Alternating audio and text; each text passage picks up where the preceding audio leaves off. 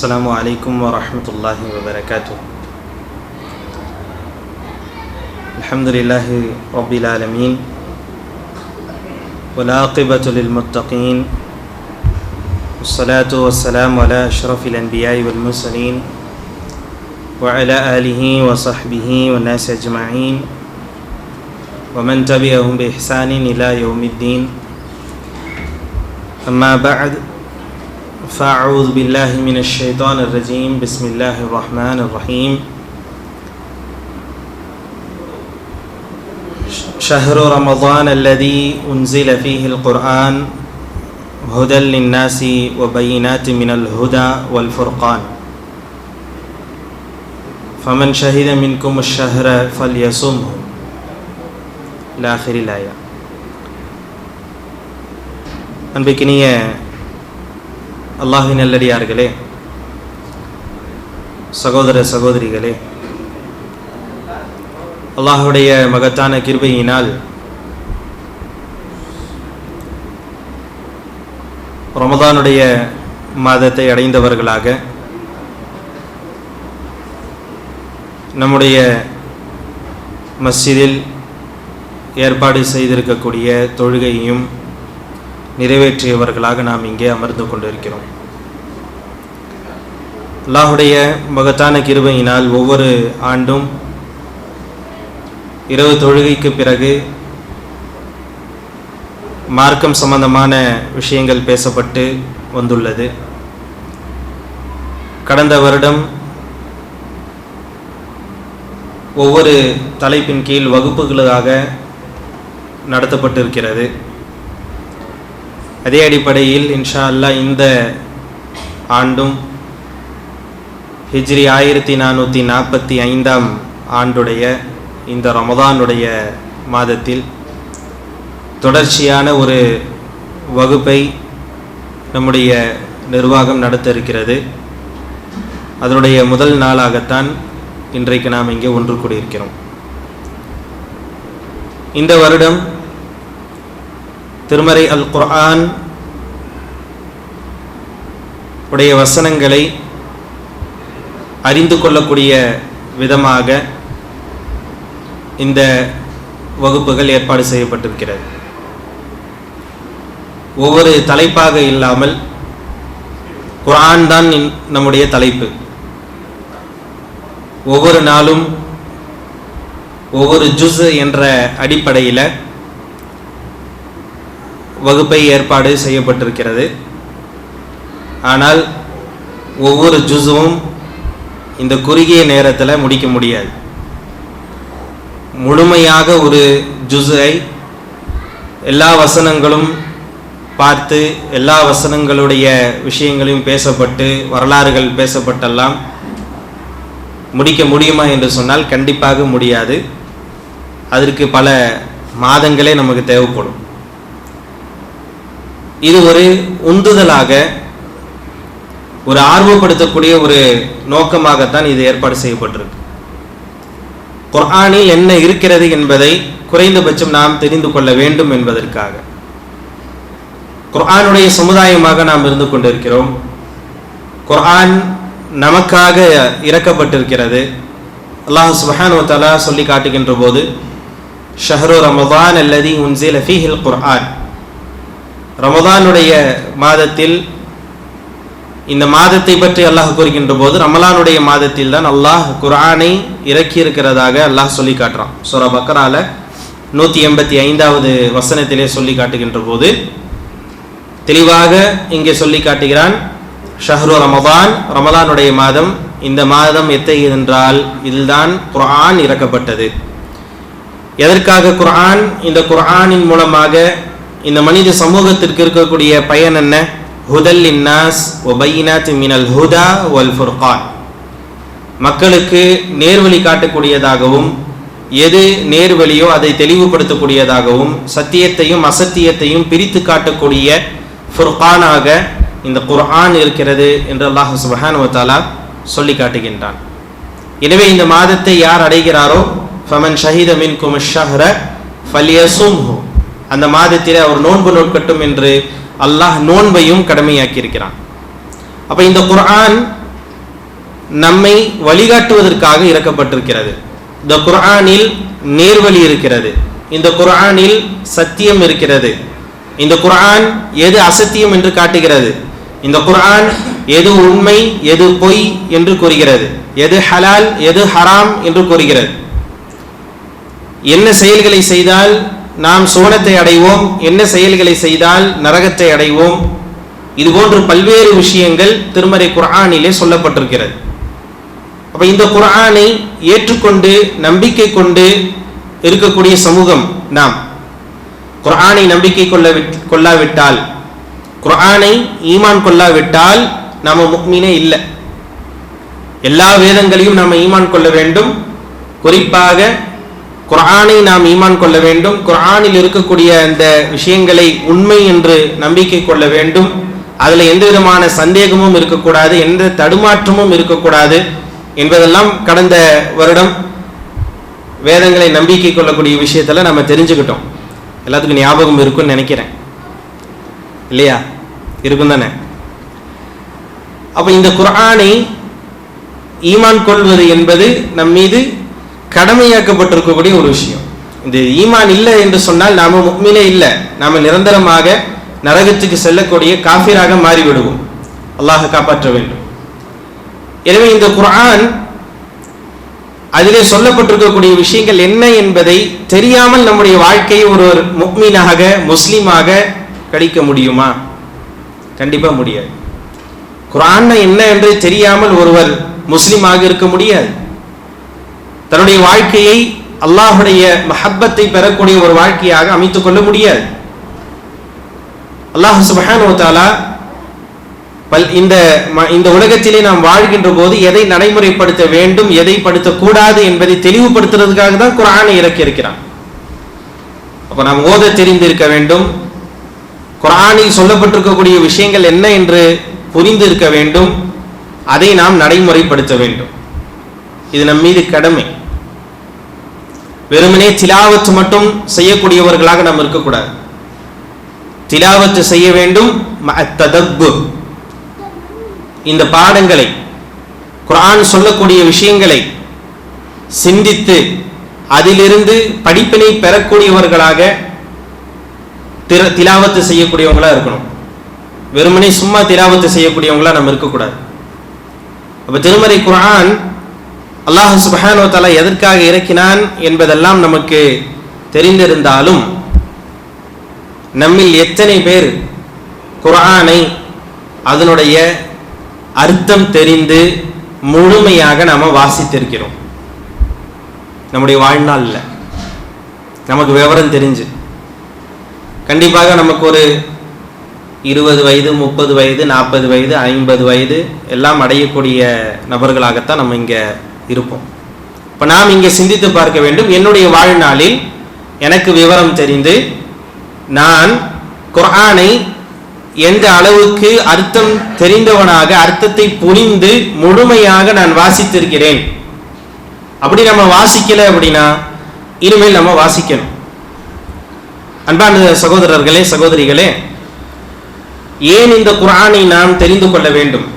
அதனுடைய முக்கியத்துவம் என்ன? அல்லாஹ் சுப்ஹானஹு வ தஆலா சொல்லி காட்டுகின்றான். சூரா ஸாத் 29வது வசனம், கிதாபுன் அன்ஸல்னாஹு இலைக முபாரக்குன் லியத்தப்பரு ஆயாத்திஹி வலியததக்கர உலுல் அல்பாப். இந்த வேதம் உங்களுக்கு நாம் இறக்கி இருக்கிறோம். எதற்காக என்று சொன்னால் அதை சிந்திப்பதற்காக, சிந்தித்து படிப்பினை பெறுவதற்காக. அறிவிருக்கக்கூடியவர்கள் இதிலே சிந்திக்கக்கூடியவர்களாக படிப்பினை பெறக்கூடியவர்களாக இருப்பார்கள் என்று அல்லாஹ் சுப்ஹானஹு வ தஆலா சொல்லி காட்டுகின்றான். இன்ன ஹாதல் குர்ஆன் யஹ்தி லில்லதி ஹிய அக்வம். இந்த குர்ஆன் மிக சரியான வழிகாட்டுதலை வழங்கக்கூடியதாக இருக்கிறது, நேர்வழி காட்டக்கூடியதாக இருக்கிறது. வயுபஷ்ஷிருல் முஃமினீன், முஃமின்களுக்கு நற்செய்தி சொல்லக்கூடியதாக இருக்கிறது. அல்லதீன யஅமலூன ஸாலிஹாத், யார் சாலிஹான செயல்களை செய்யக்கூடியவர்களாக இருக்கிறார்களோ அவர்களுக்கு நற்செய்தி சொல்லக்கூடியதாக இந்த குர்ஆன் இருக்கிறது என்று அல்லாஹ் சுப்ஹானஹு வ தஆலா சொல்லி காட்டுறான். இப்போ குர்ஆன் நமக்கு நற்செய்தி சொல்லுதா? தனிப்பட்ட முறையில குர்ஆன் எனக்கு என்ன செய்தி சொல்லி இருக்கிறது என்பதை நாம் பார்த்து புரிந்து வாசிக்கக்கூடியவர்களாக ஓதக்கூடியவர்களாக நாம் இருக்கின்றோமா? அல்லாஹ் சுப்ஹானஹு வ தஆலா சொல்லி காட்டுகிறான், முஃமின்களுக்கு இது நற்செய்தி சொல்கிறது என்று. முஃமின்களுக்கு நற்செய்தி சொல்கிறது. அப்ப முஃமின்களாக நாம் இருந்தால் இதுல நற்செய்தி நமக்கு இருக்கிறது. என்ன நற்செய்தி இருக்கிறது? அன்ன லஹும் அஜ்ரன் கபீரா. மறுமையில அல்லாஹ் சுப்ஹானஹு வ தஆலா நமக்கென்று மகத்தான ஒரு கூலியை தயார்படுத்தி வைத்திருக்கிறான் என்று இந்த குர்ஆன் நமக்கு நற்செய்தி சொல்லக்கூடியதாக இருக்கிறது. அதே போன்று அல்லாஹ் சுப்ஹானஹு வ தஆலா பல்வேறு வசனங்களை இந்த குர்ஆனை சிந்திக்கும்படி சொல்லி காட்டுறான். சும்மா திலாவத்து செய்து கொண்டு செல்வதல்ல, சிந்தித்து ஒவ்வொரு வசனங்களையும் சிந்தித்து படிப்பினை பெற வேண்டும். அல்லாஹ் வரலாறுகளை சொல்லி காட்டுகிறான், அத்தாட்சிகளை பற்றி அல்லாஹ் பேசுகிறான். அதெல்லாம் வெறுமனை கடந்து செல்லக்கூடியவர்களாக இருக்கக்கூடாது. அல்லாஹ் அதற்காக சொல்லி காட்டுறான். அல்லாஹ் கேட்கிறான், அஃபலா யததப்பரூனல் குர்ஆன், அஃபலா யததப்பரூனல் குர்ஆன், நீங்கள் குர்ஆனை சிந்திக்க வேண்டாமா? அதுல சொல்லப்பட்டிருக்கக்கூடிய விஷயங்களை நீங்கள் ஆராய்ந்து பார்க்க வேண்டாமா? அதிலிருந்து படிப்பினைகள் பெற வேண்டாமா? வலவ் கான மின் இன்தி கைரில்லாஹ் லவஜது ஃபீஹி இக்திலாஃபன் கஸீரா. இது அல்லாஹ் அல்லாது வேறு யாரிடத்தில் இருந்தாவது வந்திருந்தால் இதுல ஏகப்பட்ட முரண்பாடுகளை நீங்கள் பார்த்திருப்பீர்கள். குர்ஆன்ல எங்கேயாவது முரண்பாடுகள் இருக்கிறதா என்று சொன்னால் எந்த முரண்பாடும் இல்லை. முன்னுக்கு பின் முரண் குர்ஆனில் இல்லை. ஆனால் முந்தைய வேதங்களை நாம் பார்ப்போமேயானால் முந்தைய வேதங்கள் மாற்றப்பட்டிருக்கிறது, முன்னுக்கு பின் முரணாக இருந்து கொண்டிருக்கிறது. குர்ஆன்ல முன்னுக்கு பின் முரண்பாடு என்பது இல்லை. அப்படி முரண்பாடாக நமக்கு தெரிகிறது என்று சொன்னால் அது நம்முடைய அறிவு கோளாறு, அறிவுல இருக்கக்கூடிய பிரச்சனையை தவிர குர்ஆனுடைய பிரச்சனை கிடையாது. அல்லாஹ் இறக்கியது தெளிவு இல்லாமல் இறக்கவில்லை என்பதை புரிந்து கொள்ள வேண்டும்.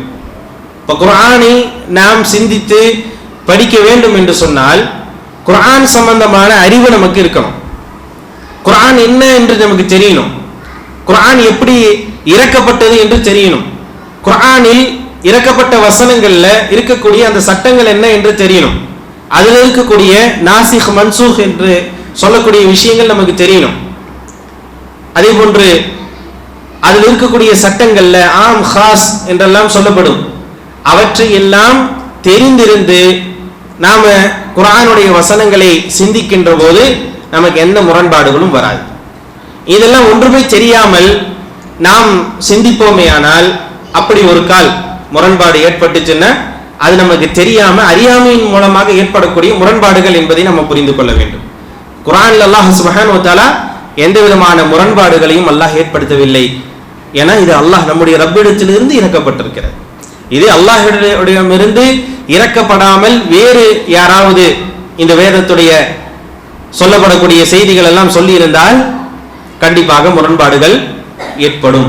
இது அல்லாஹ்விடத்திலிருந்து வந்திருக்கிறது. எனவே இதுல எந்த விதமான முரண்பாடுகளும் இல்லை என்பதை அல்லாஹ் சுப்ஹானஹு வ தஆலா தெளிவாக சொல்லி காட்டுகின்றான். அதே போன்று இந்த வசனங்களை படிக்கின்ற நமக்கு பல்வேறு விதமான தாக்கங்கள் ஏற்பட வேண்டும் என்று அல்லாஹ் சுப்ஹானஹு வ தஆலா தெளிவுபடுத்துறான், சொல்லி காட்டுறான். குர்ஆனுடைய வசனங்களை படிக்கின்ற போது நமக்கு அதுல தாக்கம் ஏற்பட வேண்டும், அதுல சில உணர்வுகள் வர வேண்டும். குர்ஆனுடைய வசனங்கள் இன்னைக்கு நம்ம ஓதுறோம், திலாவத்து செய்யறோம், அல்லது தர்ஜுமாவை வைத்து நாம் படிக்கின்றோம். படிக்கின்ற போது என்ன மாற்றங்கள் நம்முடைய உள்ளத்தில் வருகிறது, நம்முடைய உள்ளத்தில் என்ன மாற்றம் வந்தது? சில நேரங்களில் சந்தோஷம் வரும், சில நேரத்தில் துக்கம் வரும், சில நேரத்தில் அழுகை வரும், வரணும், வந்தாதான் அதை சிந்தித்து ஓதக்கூடிய விஷயம். அப்படி எதுவுமே நமக்கு வரவில்லை என்று சொன்னால் வெறுமனே நாம் சும்மா வாசித்து போகிறோம், அது நம்முடைய உள்ளத்துல எந்த விதமான தாக்கத்தையும் ஏற்படுத்தல. அல்லாஹ் சுப்ஹானஹு வ தஆலா சொல்லி காட்டுகிறான், அல்லாஹு நஸ்ஸல அஹ்ஸனல் ஹதீஸ் கிதாபன் முத்தஷாபிஹன் மசானிய தக்ஷஇரு மின்ஹு ஜுலூத். அல்லாஹ் சுப்ஹானஹு வ தஆலா சொல்லி காட்டுறான், அல்லாஹ் அவன்தான் இதை இறக்கி இருக்கிறான். எதை இறக்கி இருக்கிறான்? அஹ்ஸனல் ஹதீஸ். பேச்சிலே ஹதீஸ் என்பதற்கு பல அர்த்தங்கள் இருக்கிறது. ஹதீஸ் என்று சொன்னால் புதுசு என்ற அர்த்தமும் இருக்கிறது. ஹதீஸ் என்று சொன்னால் பேச்சு என்ற அர்த்தமும் இருக்கிறது. நாம ஹதீஸ் என்று எதுக்கு சொல்லுவோம்? ஷரியத் ரீதியாக, மார்க்க ரீதியாக ஹதீஸ் என்று ஒன்று சொல்லப்படுமையானால் அது எதை குறிக்கும் என்று சொன்னால், ரசூல் ஸல்லல்லாஹு அலைஹி வஸல்லம் அவர்களோடு தொடர்பு படுத்தக்கூடிய செய்தியை ஹதீஸ் என்று நம்ம சொல்லுவோம். ஒரு அர்த்தம் செய்தி என்ற அர்த்தமும் இருக்கிறது, புதியது என்ற அர்த்தமும் இருக்கு, பேச்சு என்ற அர்த்தமும் இருக்கு, அப்புறம் செய்தி என்ற அர்த்தமும் இருக்கு. மார்க்க ரீதியாக நம்ம ஹதீஸ் என்று சொல்லும் போது எதெல்லாம் ரசூல் ஸல்லல்லாஹு அலைஹி வஸல்லம் அவர்களோடு தொடர்பு படுத்தி, அது ரசூலுல்லாஹ்வுடைய வார்த்தை, ரசூலுல்லாஹ் சொன்னாங்கன்றது இருக்கலாம், அல்லது ரசூலுல்லாஹ் செய்தார்கள் என்று இருக்கலாம், அல்லது ரசூலுல்லாஹ் அங்கீகரித்த விஷயங்களை சொல்லக்கூடிய ஒன்றாக இருக்கலாம், ரசூலுல்லாஹ்வுடைய சிஃபத்துகளை பற்றி, ரசூலுல்லாஹ்வுடைய ஒழுக்கம் சார்ந்த குணம் சார்ந்த விஷயங்களை சொல்லக்கூடியதாக இருக்கலாம், அல்லது ரசூலுல்லாஹ்வுடைய உருவ அமைப்பை பற்றி சொல்லக்கூடியதாக இருக்கலாம். இது சம்பந்தமா எதெல்லாம் ரசூலுல்லாஹ்வோடு சம்பந்தப்பட்டு வருகிறதோ அதுதான் ஹதீஸ். சஹாபாக்களை பற்றி வரக்கூடியது ஹதீஸ் என்று சொல்ல மாட்டார்கள். சஹாபாக்கள் சொல்லக்கூடிய விஷயங்களை ஹதீஸ் என்று சொல்ல மாட்டார்கள். அதுக்கு அஸர் என்ற இன்னொரு ஒரு வார்த்தை இருக்கிறது, அது அஸர். அது ஹதீஸ் என்று சொல்ல முடியாது, சொல்ல மாட்டார்கள். அல்லாஹ் சுப்ஹானஹு வ தஆலா இங்கே சொல்வது பேச்சு என்ற அர்த்தத்தில் அல்லாஹ் சுப்ஹானஹு வ தஆலா சொல்லி இருக்கிறான். எப்படிப்பட்ட பேச்சு? அஹ்சன். ஹசன் என்று சொன்னால் நல்லது, அஹ்சன் என்று சொன்னால் ரொம்ப நல்லது, ரொம்ப நல்லது. அல்லாஹ் சுப்ஹானஹு வ தஆலா ரொம்ப அழகானது, இது இந்த அர்த்தம் தான் வருது. கபீர் என்று சொன்னால் பெரியவன், அக்பர் என்றால் மிக பெரியவன், சகீர் என்று சொன்னால் சின்னது, அஸ்கர் என்று சொன்னால், சொல்லுங்க ஒரு இலக்கணத்தை சொல்லி கொடுக்கிறேன். அஸ்கர் என்று சொன்னால் மிக சின்னது. இப்படி ஒரு வசனம் இருக்கிறது. அப்போ ஒன்றை மிகைப்படுத்தி சொல்வது, பெருசு, மிக அதிக நீளம், மிக குறைவு, இப்படியெல்லாம் சொல்லுவதற்கு பயன்படுத்தக்கூடியது இந்த மாதிரியான ஒரு வசனம். அஹ்ஸனுல் ஹதீஸ் என்று சொன்னால் பேச்சிலேயே ரொம்ப அழகானதை அல்லாஹ் இறக்கி இருக்கிறான் என்று அல்லாஹ் சுப்ஹானஹு வ தஆலா இந்த குர்ஆனை சொல்லி காட்டுறான். இந்த குர்ஆன் என்பது பேச்சிலேயே ரொம்ப அழகானது, அழகான பேச்சு. நாம நிறைய பேச்சாளர்கள் பேசக்கூடிய பேச்செல்லாம் அப்படியே நம்ம கேட்கிறோம், அதெல்லாம் நம்முடைய உள்ளத்தை கவருகிறது, அந்த வார்த்தைகள் நம்மை கவருகிறது. சொல்லக்கூடிய செய்திகள் எல்லாம், அவருடைய வரலாறுகள் எல்லாம் நமக்கு அப்படியே எங்கேயோ நம்ம எந்த இடத்துல இருக்கோன்னே மறந்து போகக்கூடிய அளவுக்கு வேறு ஒரு இடத்துக்கு கொண்டு செல்கிறது. அழகான செய்தி, அழகான பேச்சு என்று. அதை விடெல்லாம் அழகானது என்னது? குர்ஆனுடைய வசனங்கள். அல்லாஹ் சொல்லி காட்டுகின்றான், இந்த வசனங்கள் என்ன செய்யும் என்று சொன்னால், தக்ஷஇரு மின்ஹு ஜுலூத், நம்முடைய தோல் இருக்கு இல்லையா, அது அப்படியே சிலிர்க்கும் என்று அல்லாஹ் கூறுகிறான். குர்ஆனுடைய வசனங்களை ஓதினால் நம்முடைய தோல் சிலிர்க்கணும், அது உணர்வணும். வார்த்தைகளாக இருக்கக்கூடிய அப்படியே ஓதி செல்வதல்ல, அந்த வார்த்தை நம்முடைய உள்ளத்தில் ஒரு தாக்கத்தை ஏற்படுத்தி, அந்த தாக்கம் அந்த உள்ளத்தில் ஏற்படக்கூடிய அந்த தாக்கத்தின் மூலமாக நம்முடைய உடம்பு சிலிர்க்க வேண்டும், கண்கள் அழ வேண்டும், அழுகிற மாதிரியான வசனங்கள் வந்து அழுக வேண்டும், சந்தோஷப்பட மாதிரியான வசனங்கள் வந்து சந்தோஷப்படணும். அந்த ஒரு எமோஷன் இந்த குர்ஆனுடைய வசனங்கள் நமக்கு ஏற்படுத்தி தரணும். இன்னைக்கு நம்ம ஓதும்போது அதெல்லாம் ஏற்படுதா? நம்ம தொழுகையில ஓதினாலும் சரி, தனியே உட்கார்ந்து குர்ஆனை ஓதினாலும் சரி, நமக்கு குர்ஆனை ஓதுனா தூக்கம் தான் வருது, குர்ஆனை பத்தி சொன்னா தூக்கம் தான் வருது, குர்ஆனை எடுத்தாவே தூக்கம் தான் வருது. ஒரு கதை புக் எடுத்தா தூக்கம் வரல, நல்ல இன்ட்ரெஸ்டா இருக்கு. சிலர் எல்லாம் ஒரு புக்கை எடுத்துட்டாங்கன்னா அதை முடிக்காம வைக்க மாட்டாங்க. சிலர்கள் எந்த இடத்துக்கு போனாலும் அந்த புத்தகத்தை படித்துக் கொண்டே இருப்பார்கள், அல்லது அந்த விஷயத்தை அவர்கள் நினைத்துக் கொண்டே இருப்பார்கள். எதையெல்லாம் படித்தார்களோ அதையெல்லாம் பிறர்களிடத்தில் சொல்லிக்கிட்டே இருப்பாங்க. நாமும் குர்ஆனை வாசிக்கின்றோம், ஓதுகின்றோம், படிக்கின்றோம், எந்த வார்த்தை வேணாலும் வச்சுக்கலாம். நாம எத்தனை பேர் அந்த இன்னைக்கு படிச்ச இந்த வசனம், இன்னைக்கு காலையில நான் இந்த வசனத்தை படித்தேன், படித்த அந்த வசனத்தை எத்தனை தடவை நாம நினைவு கூறுகின்றோம்? யாருக்கிட்ட போய் நம்ம சொல்றோம்? நம்முடைய வீட்டில் நம்ம சொல்லி இருக்கோமா? பிள்ளைகள் இடத்துல சொல்லி இருக்கிறோமா? நண்பர்கள்ட்ட சொல்றோமா? ஒரு வாட்ஸ்அப்ல ஒரு செய்தி வந்தால் கூட, இன்னைக்கு ஒரு வாட்ஸ்அப்ல ஒரு செய்தி வந்தது, ஒருத்தர் ஸ்டேட்டஸ் வச்சிருந்தாரு, அதுல இன்னும் இருக்கு என்றெல்லாம் நம்ம சொல்லுவோம். அதெல்லாம் சொல்வதற்கு நமக்கு ஆர்வம் வருது. ஆனா இன்றைக்கு குர்ஆனுடைய வசனம் ஒன்று வந்தது, அந்த வசனம் இந்த வசனம், அதுல இன்னும் விதமான கருத்து இருக்கிறது என்று நம்ம வெளிப்படுத்தி இருக்கிறோமா, சொல்லி இருக்கிறோமா அப்படின்னா இல்லை. ஏன் என்று சொன்னால், ஏன் இதை நாம செய்யலைன்னா, அது சும்மா நம்முடைய நாவு அதை வாசித்து சென்றிருக்கிறது, அது நம்முடைய உள்ளம் என்ன செய்யல, அதுல எந்த விதமான தாக்கத்தையும் ஏற்படுத்தவில்லை. அப்ப அல்லாஹ் இங்கே சொல்லி காட்டுகிறான், தக்ஷஇரு மின்ஹு ஜுலூத், தோல் சிலிர்த்து விடும், அல்லதீன யக்ஷௌன ரப்பஹும் ثم தலீனு ஜுலூதுஹும் வகுலூபுஹும் இலா ذிக்ரில்லாஹ் ذلك هدى الله.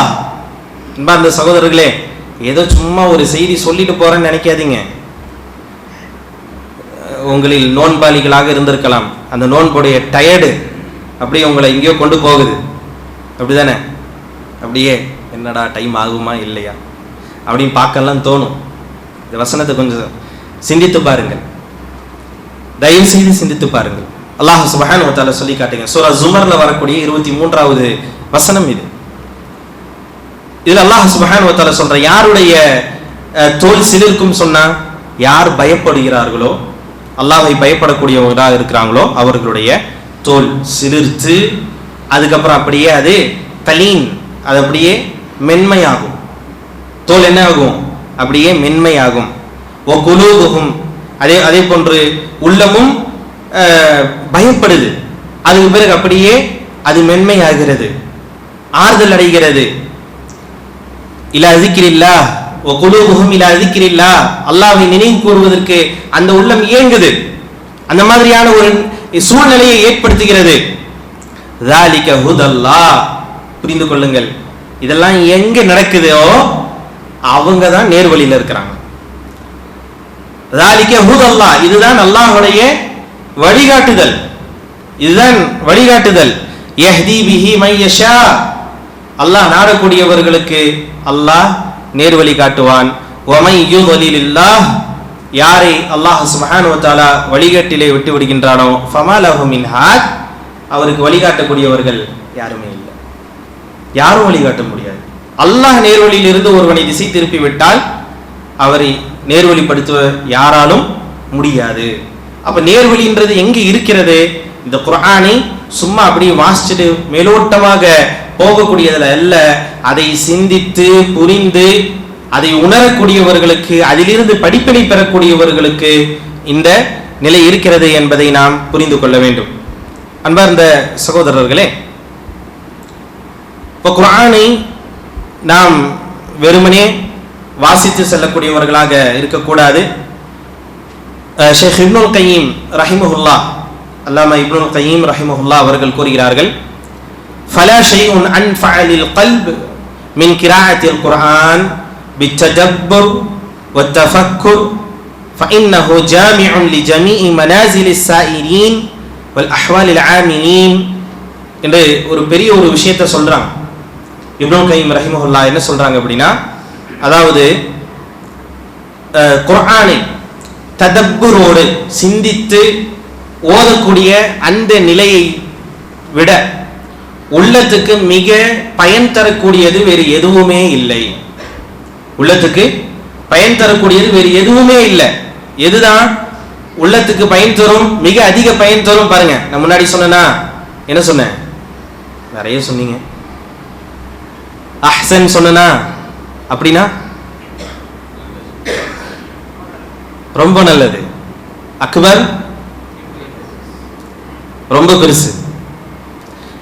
நஃபா என்று சொன்னால் பயன், அன்ஃபா என்று சொன்னால் மிக அதிக பயன் தரக்கூடியது. இங்க ஷேக் அல்லாமா இப்னுல் கய்யிம் ரஹிமஹுல்லாஹ் அவர்கள் சொல்கிறார்கள், அன்ஃபா லில் கல்ப், கல்புக்கு உள்ளத்துக்கு மிக அதிக பயன் தரக்கூடியது எது என்று சொன்னால் குர்ஆனை சிந்தித்து ஓதக்கூடியது என்று கூறுகிறார்கள்.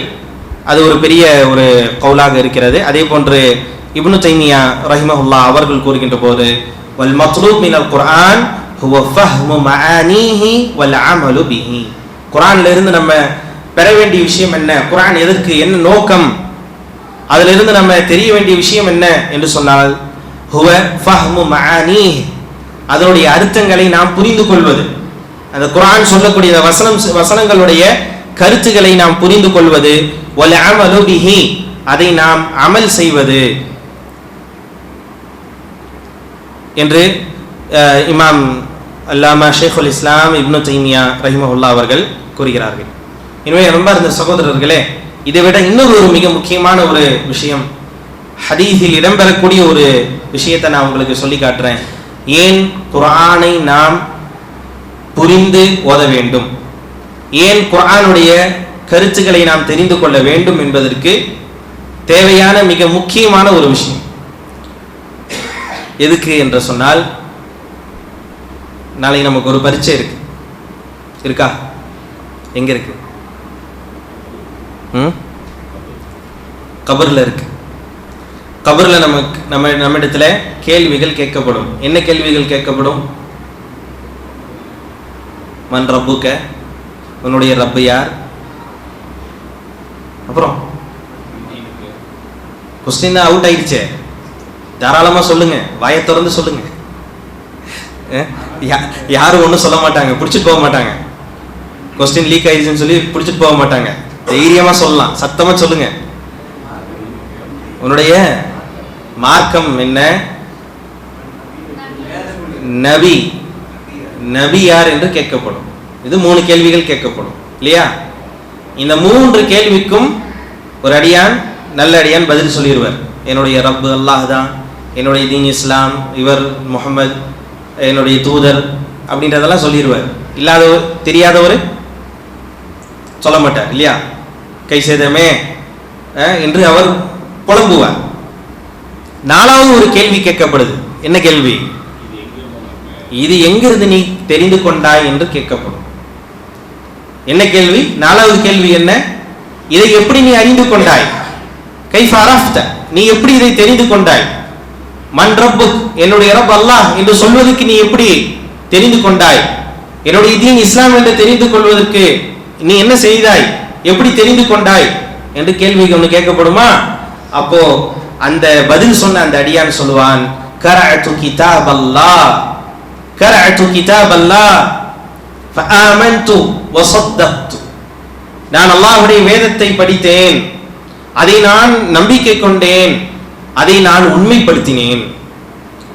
அப்போ அதுக்கு தான் இந்த குர்ஆன் ததப்புரோட திலாவத்தை நம்ம செய்யணும் என்று கூறுகிறோம். இப்போ குர்ஆன் என்ன சொல்லப்பட்டிருக்கிறது, குர்ஆனில் என்ன சொல்லப்பட்டிருக்கிறது என்று தெரியாமல் ஒருவன் மார்க்கத்தை புரிந்து கொள்ள முடியுமா என்று சொன்னால் முடியாது.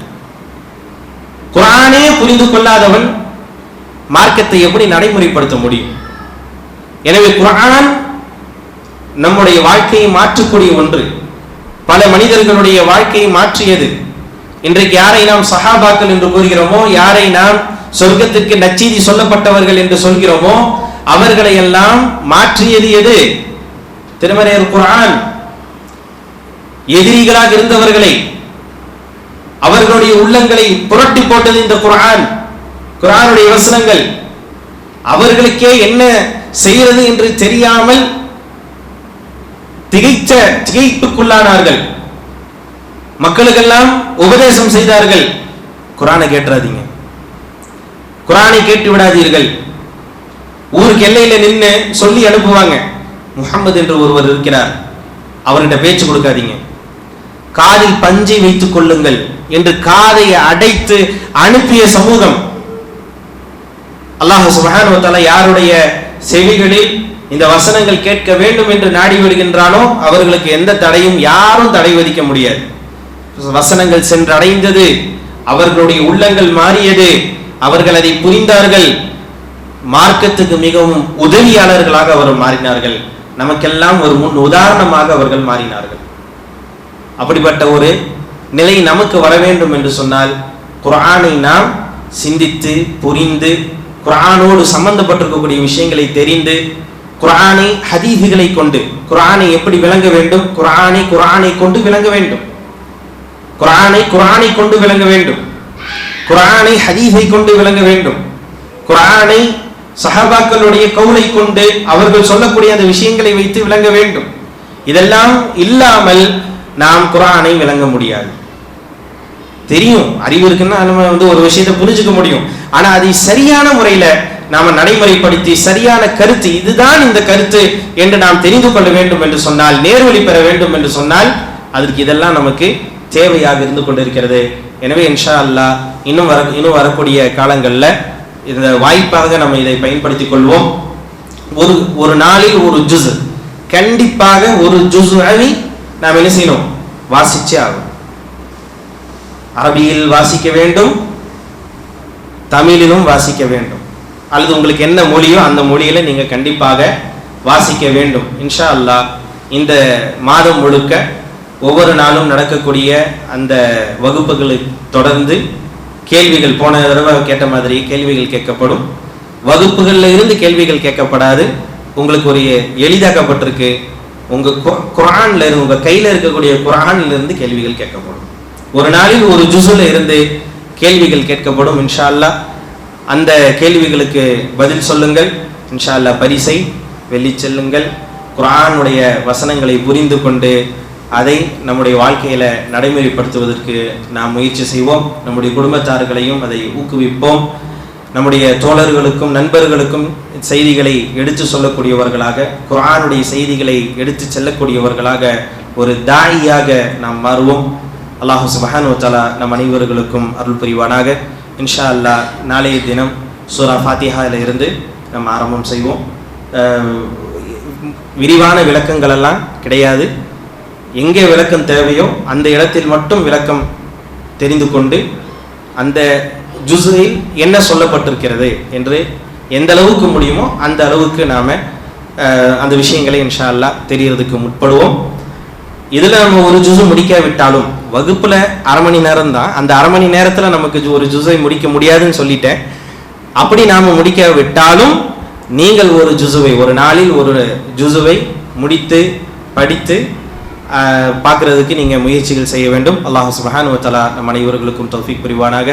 நம் அனைவர்களுக்கும் அல்லாஹ் சுப்ஹானஹு வ தஆலா அவன் கடமையாக்கி இருக்கக்கூடிய இந்த நோன்பை முழுவதுமாக நோற்று எல்லா விதமான இபாதத்துகளையும் செய்து அல்லாஹ்வுடைய நெருக்கத்தை பெறக்கூடிய பாக்கியத்தை தந்தருள் புரிவானாக. ரப்பனா ஆத்தினா ஃபித் துன்யா ஹஸனா வ ஃபில் ஆখিরাতি ஹஸனா வ கினா அஸாபன்னார். வ ஆখির தஅவானா அல்ஹம்துலில்லாஹி ரப்பில் ஆலமீன். வஸ்ஸலாமு அலைக்கும் வ ரஹ்மத்துல்லாஹி வ பரகாத்துஹு. சுப்ஹானக்கல்லாஹும்ம வ பிஹம்திக அஷ்ஹது அன் லா இலாஹா இல்லா அன்த அஸ்தக்ஃபிருக வ அத்தூபு இலைக்.